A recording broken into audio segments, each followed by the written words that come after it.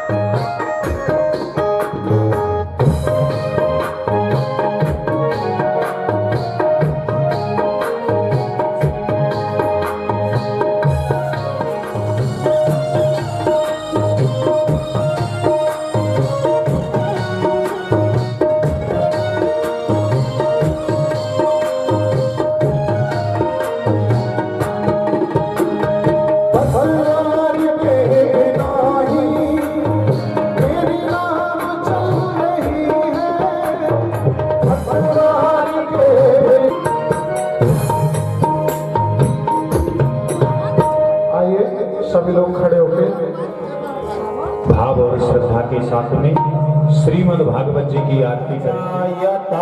श्रोत्राद्वायुष्य प्राणस्य मोखा दग्निरजायत। श्री भागवत भगवान की है आरती, जब प्रियों को पाप से है तारती। श्री भागवत भगवान की है आरती, पापियों को पाप से है तारती। पापियों को पाप से है तारती।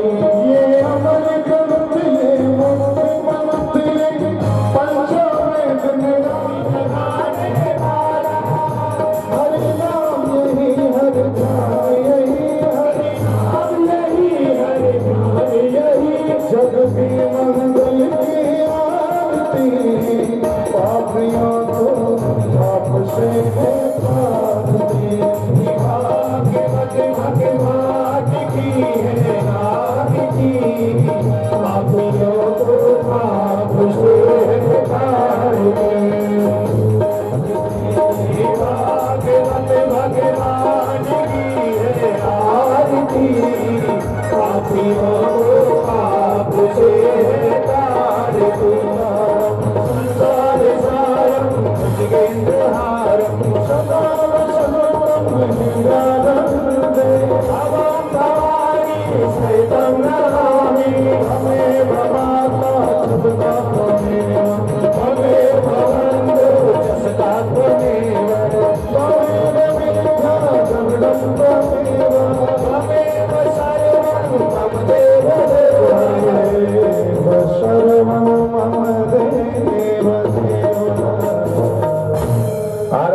वाक्यम जलेन शीतलीकरणम् ओम देवो शांतिरंतरिक्षं शांतिः पृथ्वी शांतिरापः शांतिरोषधयः शांतिः वनस्पतयः शांतिर्विश्विनः सचन्त यत्र पूर्वे शाद्याः सन्ति देवाः हरिः ओम एकदन्ताय विद्महे वक्रतुण्डाय धीमहि तन्नो दन्ति प्रचोदयात् हरिः ओम गणाम्बिकायै च विद्महे कर्मसिद्ध्यै च धीमहि तन्नो गौरी प्रचोदयात् हरिः ओम नंदनंदनाय विद्महे यशोदानंदनाय धीमहि तन्नो कृष्ण प्रचोदयात् श्रीवन्दिकावकुल चम्पक पाटलाब्जै नागजाति करवेल रसाल पुष्पै बेवा प्रवाल तुलसी दल मंजरी में पापो जयामि। बोलिए वृंदावन बिहारी लाल की, भागवत भगवान की, पूज्य व्यासी महाराज की, श्री सुखदेव जी महाराज की, राजा परीक्षित महाराज की, दिव्य शंकर भगवान की, श्री हनुमान जी महाराज की, दुर्गा मैया की, सांचे दरबार की, भक्त वत्सल भगवान की, गढ़वारी देवी की जय जय श्री राधे श्याम। आगंतुक प्रताप निवारणी मुकुंद माधव प्रदायिनी दिव्य श्रीमद् भागवत कथा की श्रवण हेतु उद्यत हो। देखिए आपसे निवेदन है कि आपने अभी तक कई बार श्रीमद् भागवत की कथा को सुना होगा, कई बार आपके यहाँ आयोजन इस प्रकार धार्मिक अनुष्ठानों के होते रहे होंगे, लेकिन इस बार जो आयोजन है इस कथा के भारतवर्ष के कोने कोने में है, अपनी अपनी भाषा में अपनी अपनी शैली में सभी लोग इसकी कथा कर रहे हैं, लेकिन वास्तविक जो इसका उद्गम स्थल है, जो इसमें रस है, वो है श्री धाम वृंदावन से उसकी उत्पत्ति है। इसलिए श्री धाम कृष्ण कन्हैया लाल की, श्रीमद् भागवत महापुराण की, वेद व्यास भगवान की परिक्रमा करते हुए देखिए सत्य एक भगवान का स्वरूप होता है। तो आप सभी के बीच में महाराज जी महाराज के चरणों में प्रणाम करते हुए श्रोता स्वरूप श्रीमद् भागवत कथा प्रांगण में माता एवं बहने भाई सभी को मेरा प्रणाम। जय श्री राधे। भगवान श्री कृष्ण के आनंदमयी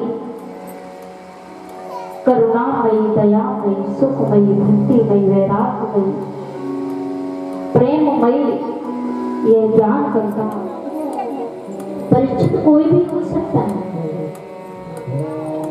जो श्रीमद् भागवत कथा को इस सत्संग रूपी प्रवचन को, ये सत्संग है, इसमें सब कुछ सत्य सत्य भरा पड़ा है। जो प्रेम से श्रवण करता है उसको परीक्षित की उपाधि दी जाती है। और कैसे, जैसे चातक की तरह, चातक होता है ना, चातक को जानते हैं आप, पपिया, हमारी तरफ पपिया एक पक्षी है, यहाँ भी होगा, तो वो स्वाति की बूंद के लिए तड़पता रहता है कि कब वो बूंद आए और उस बूंद को मैं पीऊं, तब मेरी प्यास बुझे। तो देवताओं के दर्शन करके मन खुश हो जाता है, अमृत मिल गया, खुशी मिल गई, अमृत मिला, कुछ ऊर्जा मिल गई, दर्शनामृत, वचन अमृत, पानी के द्वारा अमृत, कान कुंड के द्वारा हमें वचनों रूपी शब्द रूपी आहुतियां प्राप्त होती हैं, हमारे इंद्रिय रूपी देवता प्रसन्न होते हैं। ज्ञान है, विवेक है, जो हम समय को पकड़ सके तो ये समय बार बार नहीं मिलता। आइए कथा में प्रवेश होने से पहले करतलों को पवित्र करते हुए, अपनी वाणी को पवित्र करते हुए, अंतःकरण को प्रफुल्लित करते हुए भगवान के चरणों में चलते हैं और संकीर्तन करते हुए मन को प्रसन्न करेंगे। तब अपने हृदय में भगवान को विराजमान करके फिर भागवत कथा को प्रेम से श्रवण करेंगे। श्री राधे राधे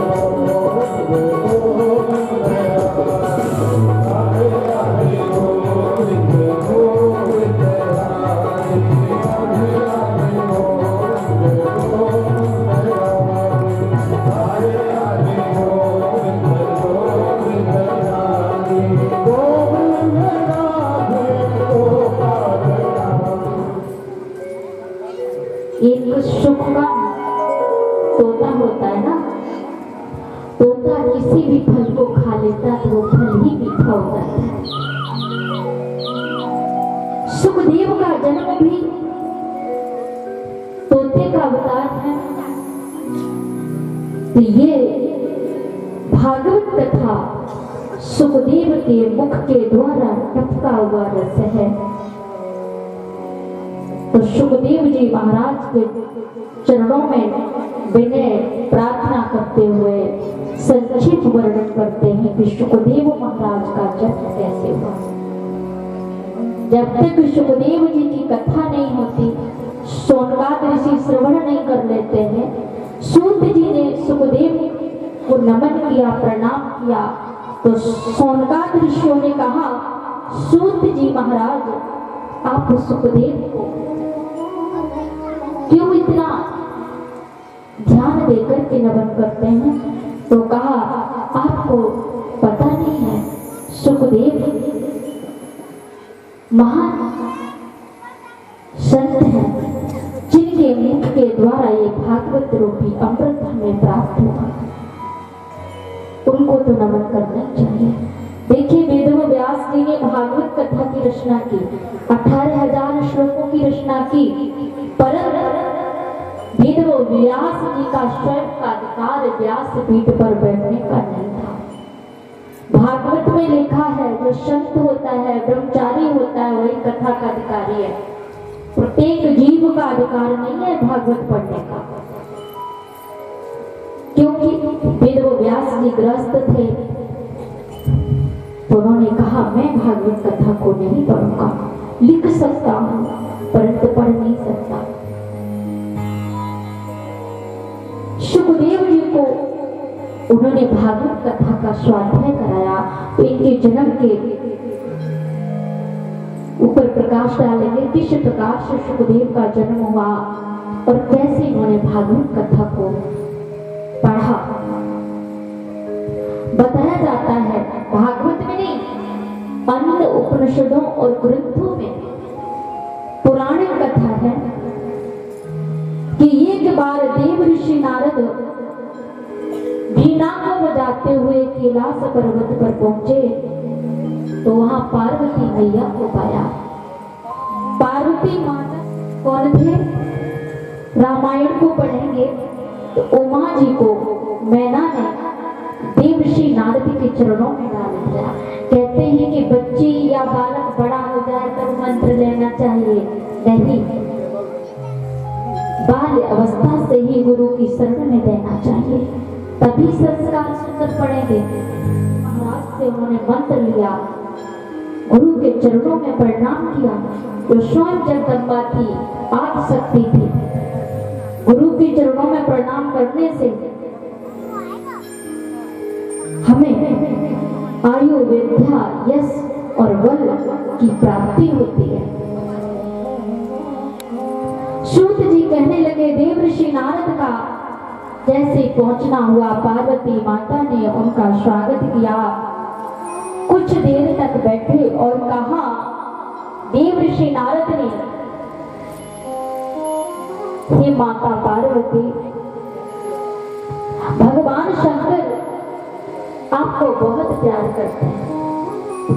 कहा, बहुत प्यार करते। पार्वती कहने लगी, प्रत्येक पति अपनी पत्नी को प्रेम करते हैं। भगवान शंकर ने आपको बताया? बोले नहीं, बोले यही तो पति करते हैं। और पत्नी जब पति से रूठ जाए भैया, तो फिर पता है परिचय महाराज, या तो बच्चों को मारेगी और बच्चों पर बस नहीं चलेगा तो ठमक ठमक कर पैर रखेगी। अब सोच लो, पायल की आवाज आए तो पत्नी रूठ गई। घर में देवी जी आज मचल गई। भगवान शंकर आए और कहने लगे, पार्वती जी थोड़ी सी भालू घोंट दो। क्या बात है, आज तो आप बोली ही नहीं हो। बोले मैं ना घोंटू तुम्हारी भाव। बोले क्या बात है, बात बताओ। लगता है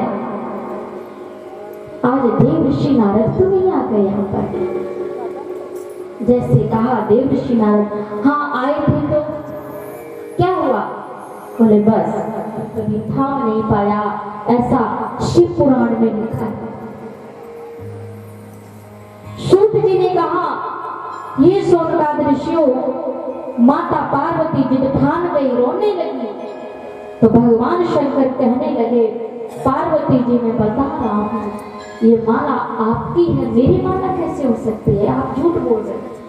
बोले नहीं नहीं पार्वती जी, जितने बार तुम्हारा प्राणांत हुआ, शरीर को तुमने छोड़ा और मैं आपको इतना प्यार करता हूँ, इतना प्रेम करता हूँ, मैंने कभी आपको अपने से दूर नहीं करना चाहा।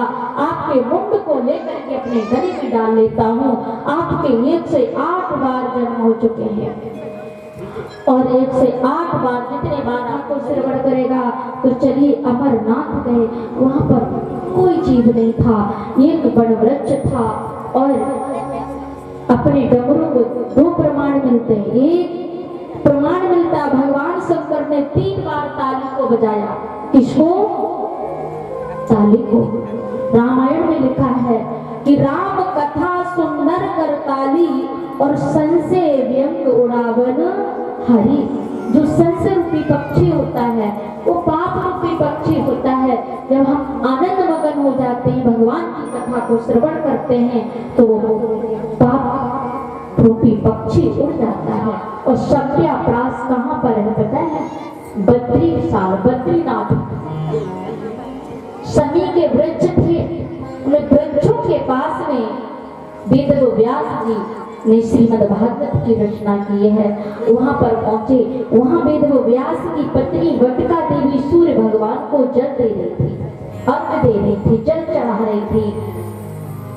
जैसे मंत्र बोला तो मुख के तार से ना ही उत्तर हो दियो है। जन्म से सन्यासी कोई नहीं हुआ, जन्म लेते बालक संत बनता है क्या? किसी का नहीं बना होगा। धन्य है वो माँ बटका जिसके गर्भ से बालक ने जन्म लिया और जन्म लेते सीधे बन के प्रस्थान हो जाता है।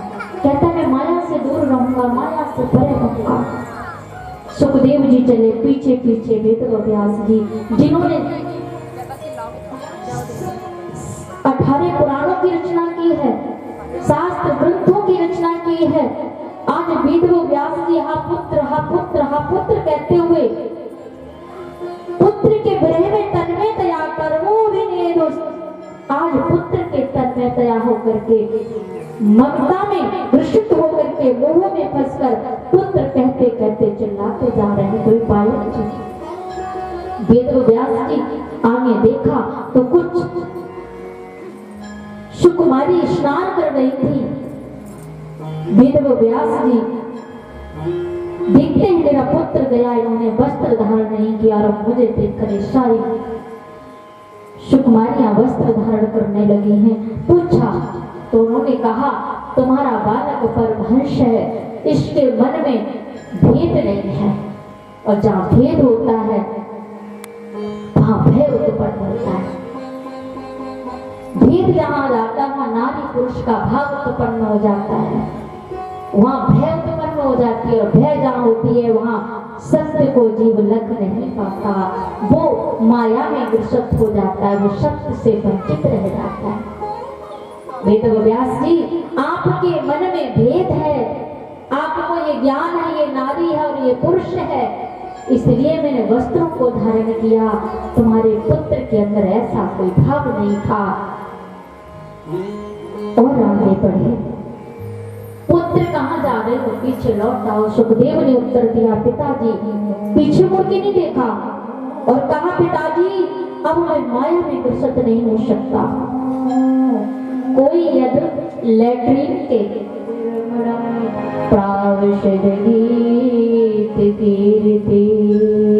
कहा बरहा पीडम नटवर्प भो करम यो कर्णकारम, जो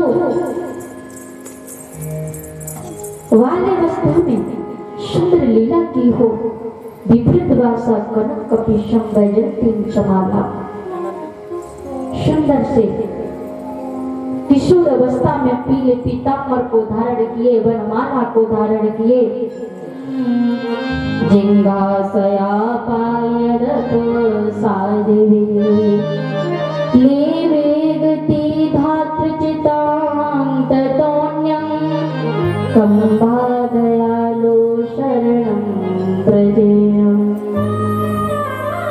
कहा ओहो धन है अहोवक्य,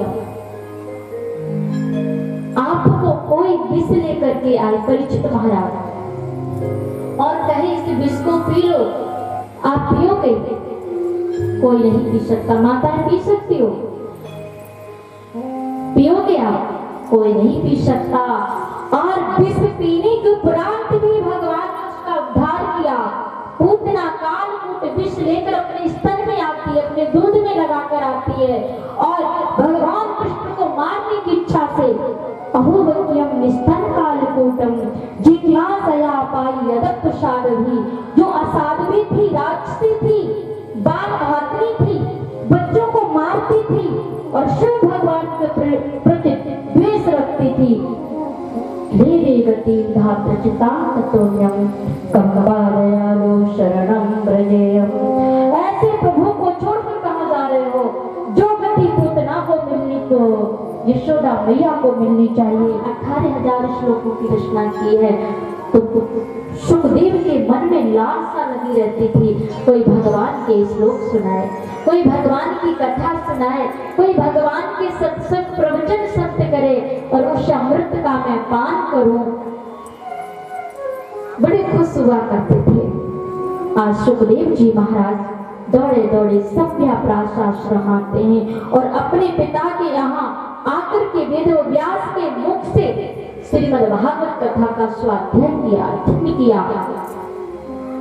भगवत कथा उनको कंठस्थ याद हो जाती है। सुखदेव जैसा प्रवक्ता भला कौन हो सकता है, जिन्होंने सर्प के डसने से भी उत्तम श्रेष्ठ गति को प्राप्त करा दिया। बोलिए सुखदेव महाराज के सभी लोग तो आलस्य को त्याग करके और भगवान के चरणों में हाथ उठाकर जब बोलेंगे, सभी लोग हाथ उठाइए, सभी अपने आप को भगवान के चरणों में समर्पित करिए। बोलिए श्री मां के बिहारी लाल की, कृष्ण कन्हैया लाल की, सदगुरु भगवान की जय। जय श्री राम।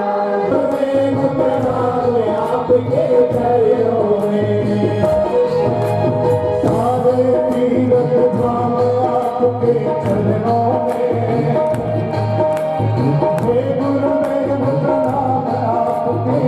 चरणों में सारे तीरथ धाम आपके चरणों में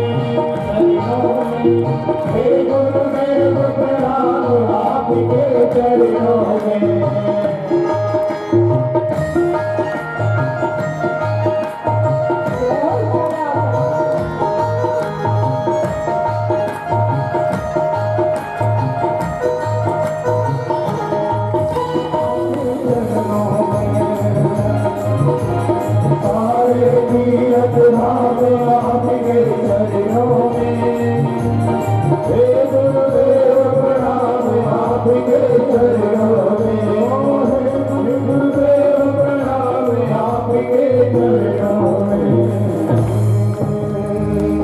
इनकी ऊर्जा अभी भी बहती है और जब तक पृथ्वी जल वायु अग्नि आकाश रहेगा तब तक जीव इनका नाम लेकर के भक्ति के मार्ग पर कदम रखेंगे। आपको आप श्रवण करते रहे। अब भगवत कथा में चलेंगे। वेद व्यास जी ने भागवत के प्रथम स्कंद में श्लोक लिखा सार भागवत का, जिनके प्रकाश से सारा जगत प्रकाशमान है उनकी महिमा का वर्णन कहा। जन्मादस्य तो न्याद तस्य चार्थे सविज्ञा स्वराट तेने ब्रह्म हृदयाद आद कविये मोयंती यतिशोर्या तेजो बार नाम यथा गणमयो यत्र त्रिसर्गो प्रसाद धामना स्वयं सदा निरस्ते कुहिकम सत्यम परम धीमहि। वेद व्यास जी कहते हैं जिसके द्वारा जगत की उत्पत्ति पालन प्रलय होता है अर्थात वह सबों में भरपूर है, परमात्मा भरपूर है, प्रत्येक शरीर में होता हुआ भी। कहते हैं कि ईश्वर अंश जीव अविनाशी और चेतन अमर सहज सुख राशि सब में रहता हुआ भी वो आनंद में और सबसे पर है। वेदों का एक मंत्र है पूर्णमदा पूर्णमिदं पूर्णात् पूर्णमुदच्यते पूर्णस्य पूर्णमादाय पूर्णमेवावशिष्यते। भगवान सब में पूर्ण होता हुआ भी, सब में होता हुआ भी पूर्ण है। जैसे सुदामा जी कृष्ण के पास क्या लेकर गए थे? 3 मुट्ठी तंदुर, इनका चूरा टूटा हुआ, सदा चावल भी नहीं था। और भगवान कृष्ण ने बनाया, लेकिन वो आनंदमय है क्योंकि अपने आप को कर्ता समझ रहे हो। कहते हैं कि नाव में जल जब भर जाता है तो नाव डूब, और जब तक नाव में जल नहीं रहता तो नाव जल के ऊपर तैरती रहती है। ऐसे हमें संसार में रहना है और संसार की माया को अपने अंदर रखना नहीं है। पतित है हम, राहगीर है, पता ना कब चले जाए इस रास्ता को छोड़कर, कब हमारी मंजिल पूरी हो जाए। ऊपर तमोगुण का प्रभाव पड़ जाता है और तमोगुण के ऊपर रजोगुण का प्रभाव पड़ जाता है, परंतु सतोगुण के ऊपर कौन प्रभाव डालता है? यानी रज तम में तम रज में एक दूसरे के ऊपर विजय प्राप्त करते हैं। महाराज क्रोध आ गया, तमोगुण आ गया, क्रोध आया और क्रोध में ये एकदम से आपने किसी ने आपकी आरती उतार दी या फूलों का हार पहना दिया या चरण पकड़ लिया, आप खुश हो जाते। या किसी ने बहुत सारा धन दे दिया, खुशी के मारे फूले नहीं समाये। और कहा था क्रोध, और क्रोध में धन मिल गया, खुश हो गए। तो किसने तमोगुण के ऊपर प्रकोप किसने कर लिया? विजय किसने प्राप्त कर ली? रजोगुण ने। अब रजोगुण है और आपने सोचा मेरा सुंदर सा महल बन जाए, मेरा ऐसा कार्य हो जाए, सारे लोग हमारी बात को माने, यदि नहीं मानेंगे तो क्रोध आ गया। तो रजोगुण के ऊपर प्रकोप किसका हुआ? तमोगुण का। अब सतोगुण